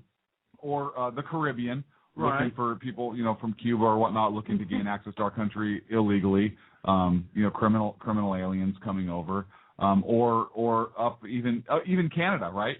If there's any Canadians looking the Puget Sound is usually just riddled with. Yeah, we could put into the Puget Sound and actually, on our letter of marque, not necessarily a reprisal, right? Although I guess technically Congress could issue a letter of marque and reprisal to us for damages and costs based upon the cost that we have incurred for criminal aliens coming across our borders, particularly from Mexico. So I guess maybe it could be letter of marque and reprisal. They could grant that to us. But what do you think? But if we do it, we have to do it in class. We have to get like a whole wooden ship. Yeah. Cannons. Absolutely. Like real cannon, not like how a much, 50 cal it shouldn't cannon. be too much to, read the Constitution for a few weeks, right? No, why? No, well, it's still a naval vessel. Right. So that's all right. the problem. What if we just get an identical replica? Have it made. And look, if you look at our Sackhead logo, it already kind of has the crossbones and skull, the paper bag over it. But what if we get like a 1/3 size Constitution? That would be, what about that paddle boat you bought from Costco? What if we just do that and put like a BB gun on the front or an airsoft gun? And just do local ponds. Yeah. We have a letter of marque. It's fine. Hey, we talk all the time about the Constitution on the show and how dear we hold to it, and how important it is to we the people, which is not just a saying, but I truly believe that. I found this clip, and I'm sure some people have heard it. This was from Red Skelton. I want to say it was mid-'60s, and this was on his ABC show. And it's a great story about he as a child and having a teacher explain to them what the Pledge of Allegiance actually means. And I'm just going to play it, and we'll discuss afterwards.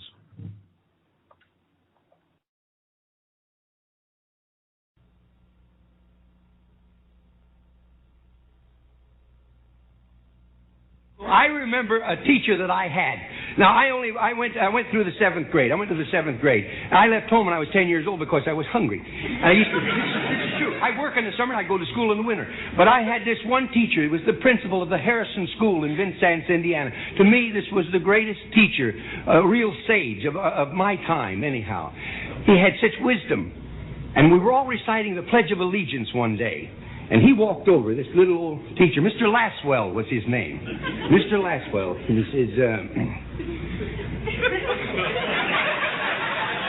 he says, I've been listening to you boys and girls recite the Pledge of Allegiance all semester. And it seems as though it's becoming monotonous to you. If I may I recite it and try to explain to you the meaning of each word.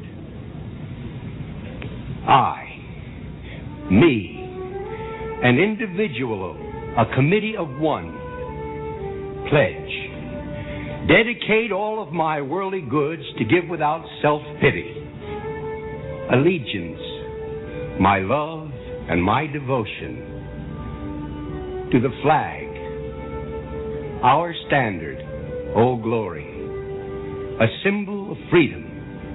Wherever she waves, there's respect, because your loyalty has given her a dignity that shouts freedom is everybody's job. United. That means that we have all come together. States. Individual communities that have united into 48 great states. 48 individual communities with pride and dignity and purpose. All divided with imaginary boundaries, yet united to a common purpose, and that's love for country. And to the Republic, a state in which sovereign power is invested in representatives chosen by the people to govern.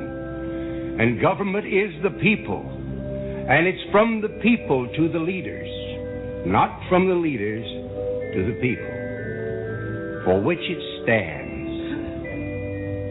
One nation,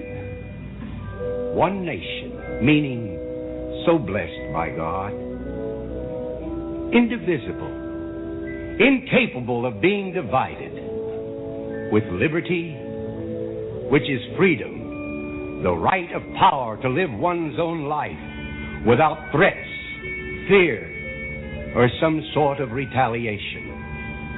And justice, the principle or qualities of dealing fairly with others. For all, which means, boys and girls, it's as much your country as it is mine. And now, boys and girls, let me hear you recite the Pledge of Allegiance. I pledge allegiance to the flag of the United States of America and to the republic for which it stands, one nation, indivisible, with liberty and justice for all. Since I was a small boy, 2 states have been added to our country, and 2 words have been added to the Pledge of Allegiance: under God. Wouldn't it be a pity if someone said that is a prayer and that would be eliminated from schools too?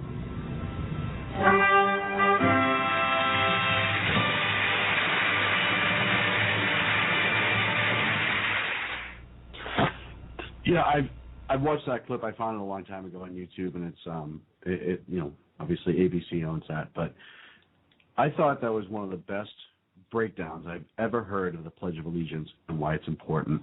He even brought up the fact of under God is not a prayer, but necessarily and shouldn't be removed from schools, which is starting to come up again, that all of a sudden, under God, you can't have that.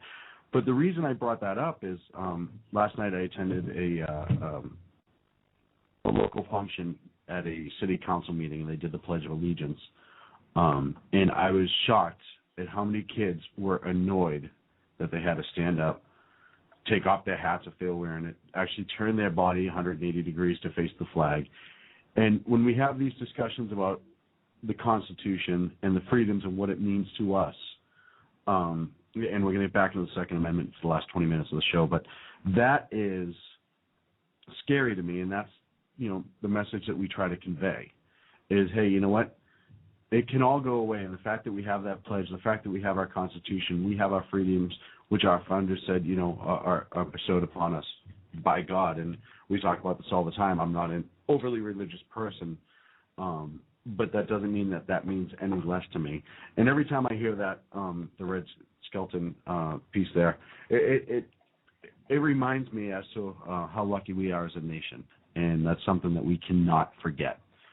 And as we go into this gun control conversation, that's an integral part of our Constitution, and that's what protects us against tyranny. So, back to Frankenstein. Well, I want to comment on what you just said real quick. I think that two are related in a roundabout way, and here's how. It actually makes me sad that we're at that point, and the liberal agenda that you can look up, even the communist goals. In I think it's 1963 in the Congressional Record, and where they talk about talking about teaching our Constitution as a changing document and so forth.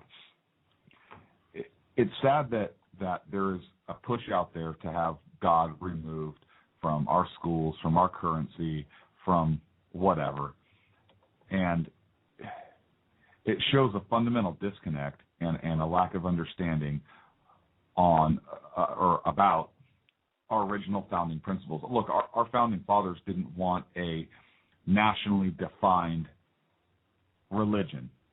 The First Amendment states that Congress shall make no law relating to all of the things listed in the First Amendment. And so what that's saying is we don't have a national religion.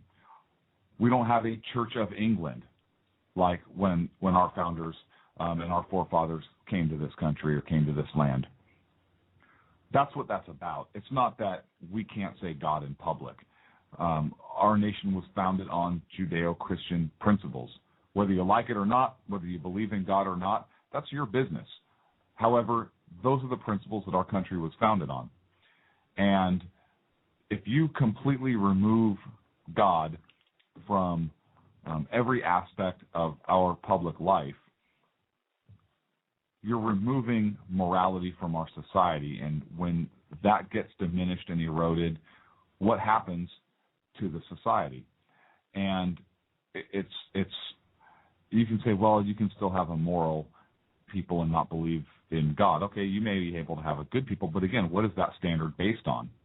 That standard comes from somewhere. That standard comes from a basic belief in some things are good and some things are bad. It's the whole root of good and evil. It's good and bad. And what is our sense of understanding from that? What defines what is good? Where did that originally come from? It's not just good because it is. That came from somewhere. That concept was born out of something.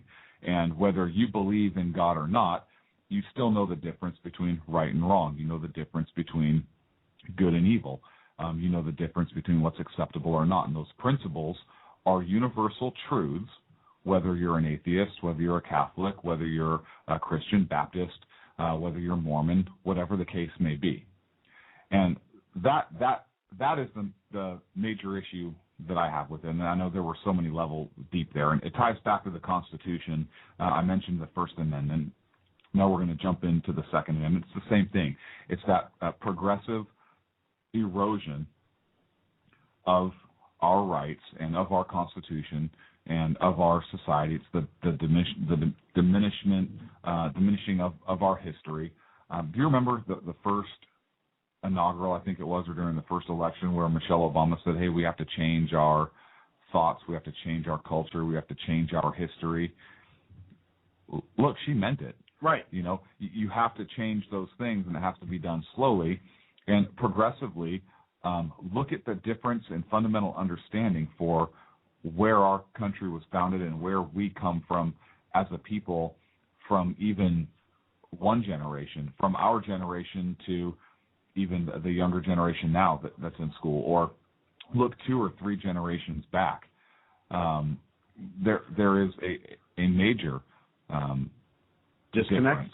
Yeah, there's a major difference in our understanding of what is and what isn't and where we come from. And you know, I see it in places even as small as, you know, hey, on this application for whatever, what's your ethnicity? And it's something that's hyphenated with American after it. Right. It's, you know, African American. It's you know, Caucasian, which we've talked about this. I've never been to Caucasia. Have you? Right. Yeah, I don't know where that is. I would love to go to the motherland of Caucasia and see why people run free. It's not anywhere near sunlight or anything. It's hyphenated. Or people say, yeah, I'm Italian American. I'm Mexican American. You know what? How come there's no American? Right. We're American. We all come from somewhere. Right. Okay. Our families all immigrated from somewhere. Unless you're Native American. Unless you are Native American. So I always check other, and I write in America. Now I don't have a problem checking, Italian American. If you were born in Italy and you came to the United States and you immigrated lawfully and you became a citizen, you know what? You're Italian American. I'm okay with that. But if you're born here in America, you're an American, right? In my opinion, you are. You're born an American, absolutely. Or if you become a citizen, if I was born in Italy, I'd be an Italian, right? Or if you become a citizen, you're also an American, right? But if you were born in another country, I could see the hyphenating. I can see that. Okay. But not if you're born here, because I think what that does is it creates that divide, disconnect. It creates that divide. Yep. You know what? I'm in this group. I'm not part of your group. I'm in this group.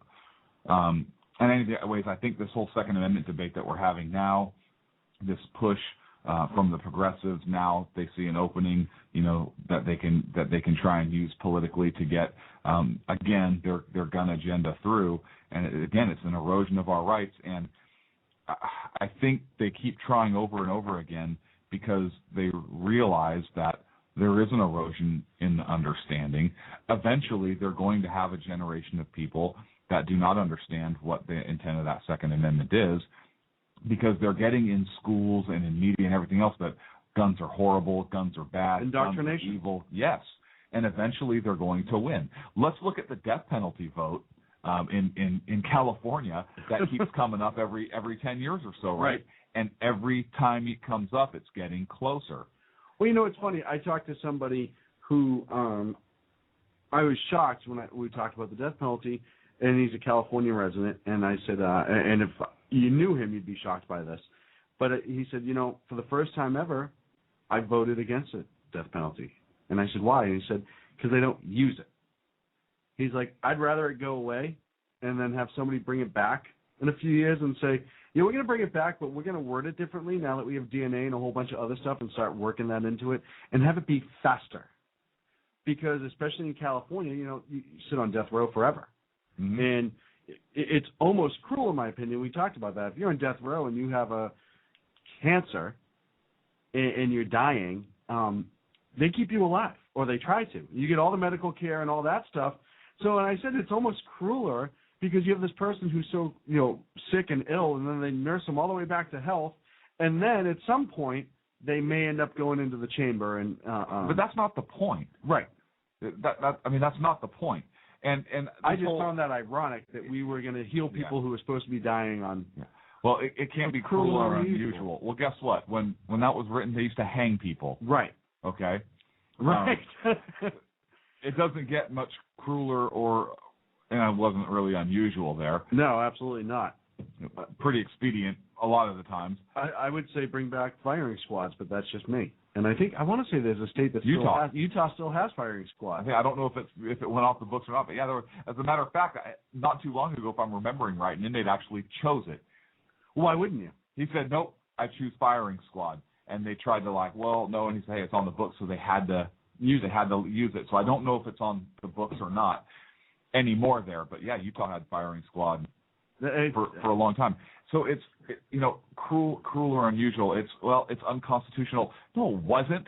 Right. When the Constitution was framed, they were hanging people, and before some smart ass says, yeah, but they had slaves too. But they wrote into the Constitution provisions, a drop-dead date, a sunset clause date for the importation of slaves, and put the mechanisms in place to start defeating slavery intentionally. In the country. So absolutely intentionally. So I don't want to hear that argument. And then if you read the organic documents, it was well documented in there that people were to be free. Because they started talking about the Indians, Native Americans, and how they won't be pushed off their land, or they have their freedom. So everyone who has that argument that they were these evil racists and all that stuff, if you read their writings, it's quite the opposite, which is why we're one of the freest nations. We are the freest nation in the world. The last bastion. What happens when we fall? Well, and to go back to the original point of gun control, that's a step along the way. They get that into place, they destroy our Second Amendment, we could very well fall. And it's not. Yeah, because then how is it? Look, I like bringing the flip side up. So, what happens? I've always said that about you. I like it when you bring the flip side up. No, I know you do, because I usually bring pictures. Yeah, absolutely. But what happens when somebody else gets into power that maybe you don't agree with on the left, and I wouldn't agree if anybody did this anyways, but what if somebody else comes in power and they say, you know what? Yeah, that pesky Fifth Amendment. Ooh.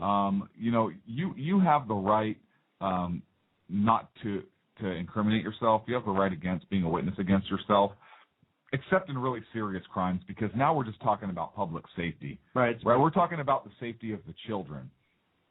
So if you're convicted of raping and murdering kids, that's so heinous that we're going to restrict your Fifth Amendment, or we don't want to take them away. We're just going to restrict it. We're going to restrict that, and then it goes to, well, you know what? The fourth.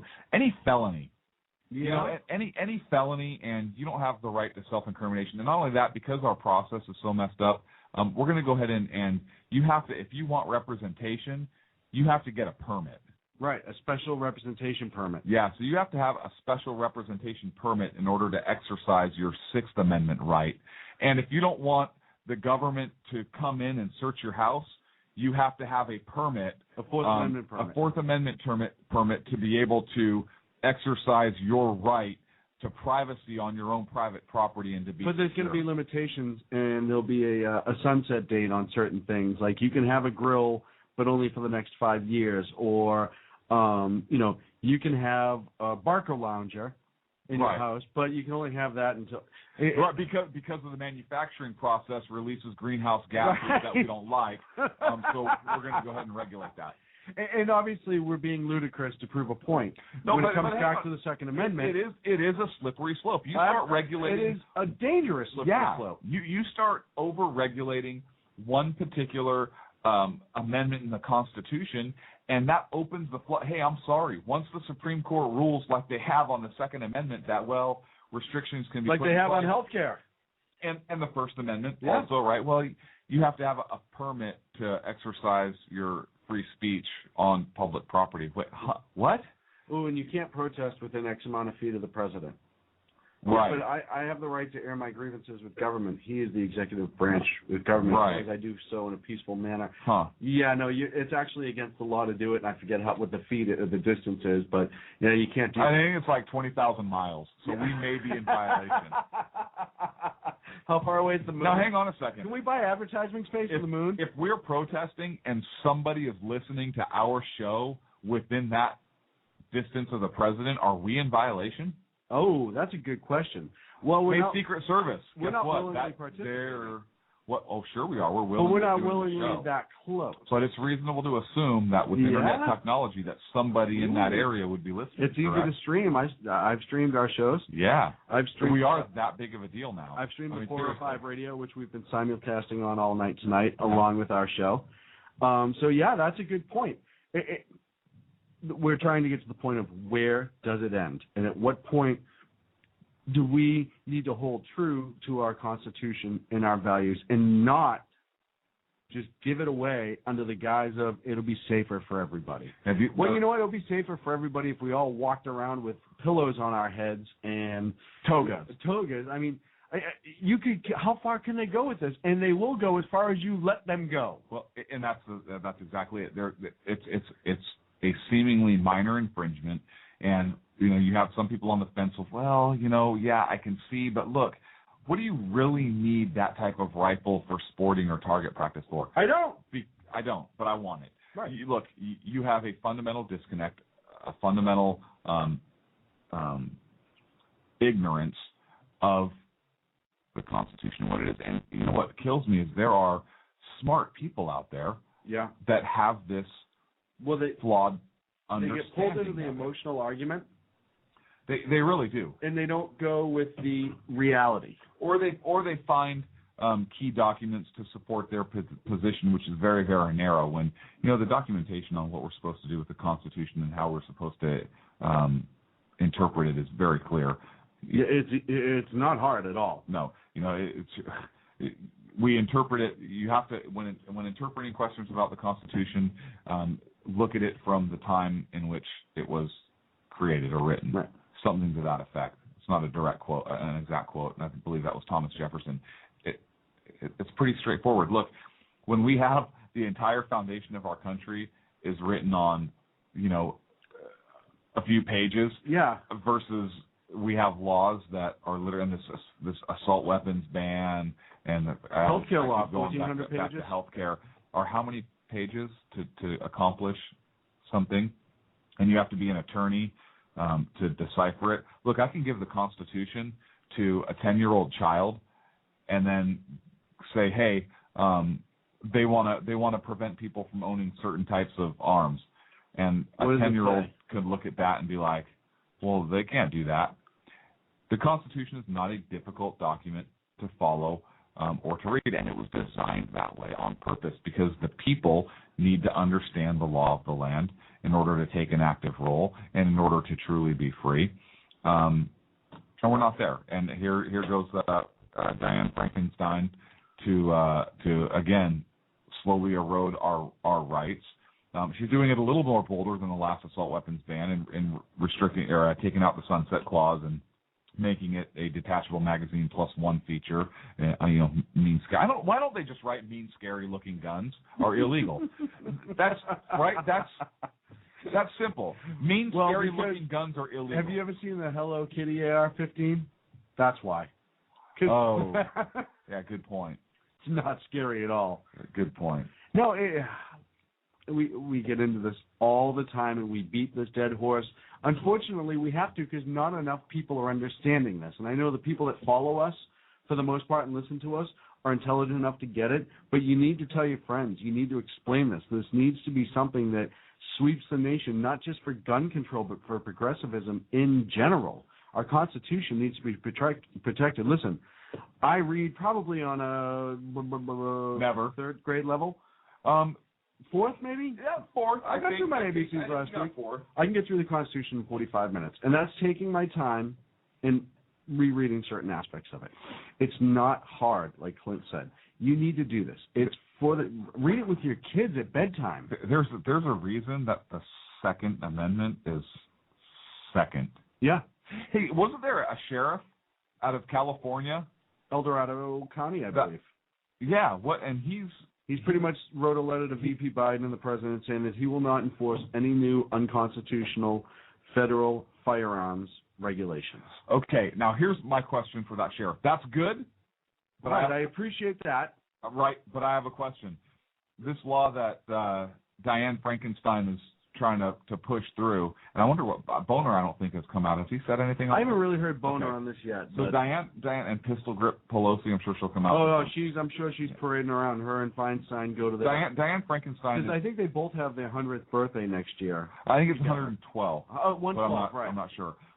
So California, this Frankenstein bill is very similar to California's ban. Weird. We've talked about this before. So, hey, Sheriff, why is it that you're protesting and you're saying you're not going to enforce this federal unconstitutional law, but so my question, I guess, would be, do you tell your deputies not to enforce California's gun laws? Which goes against the Constitution? Which goes against the Constitution. And if his argument is, well, 10th Amendment states' rights, then my retort to that would be, the 10th Amendment states that the powers not delegated to the United States by the Constitution, nor prohibited by it to the states, are reserved to the states, respectively. Well, the Second Amendment prohibits limitation. Says so right into it. Prohibits government from infringing on the right of the people to keep and bear arms. Therefore, even though it's a state law under the 10th Amendment, because it is something that's prohibited by the Constitution, it's unconstitutional also. So, Sheriff, did you send a letter to Darrell Steinberg and the state Senate and to Governor Brown in California and to the state legislature? Because if not, maybe you haven't thought about it, or maybe you did. I don't know. Maybe your deputies do not enforce those provisions of California law. Maybe everyone needs to ask their sheriffs this question all over the country. Yeah. That's kind of an important question. Kind of an important question, especially out of California. Do we have a way we can tweet that sheriff that question? And maybe we can email and get the response. Yeah. I'll teach you how to use email, and then you can do that and send a response. No, I don't want anything to do with it. I'll write it out in pencil or crayon or marker or I'll finger mail it, paint snail or something. mail. I'll finger paint That's good, because with this post office, it'll get there in 3 years. So that'll work out fine. What are you talking about? They're very efficient. I've seen Miracle on 34th Street, right? We got to start wrapping up our show. I've been wrapped up. Pardon me. Gosh, man, that was pretty funny. All right, so I'd like to thank Tami Jackson for joining us as our guest on the first part of the show. Really appreciate that. She's all over the world. Just search Tamara Jackson. She's also on Twitter at Tami J. Check us out, sackheadsradio.com. We are at on Sackheads for Twitter, Facebook.com. We are Sackheads. Sackheads Radio. Special thanks to John and the 405 Radio for simulcasting us tonight on their network. Couldn't appreciate it any more. And like I said, educate yourself, educate your kids, educate your friends, and don't forget these very important words. See, why the hell are you going to put me on the spot like that? Michael Moore's a douchebag. Michael Moore is in fact a douchebag. A douchebag. That's been confirmed. 100%. Yeah. Yeah. 100% confirmed. No, it's confirmed. So breaking news. It is absolutely. I didn't have my breaking news music. Damn it! I will see you, my friend, next week. You got it. Thank you all for listening. Hey, Sacco, I'll see you next week. Sacco, literally. Sacco, wake up. We lost him. We'll see you guys next Friday night in the Sackheads Radio Show.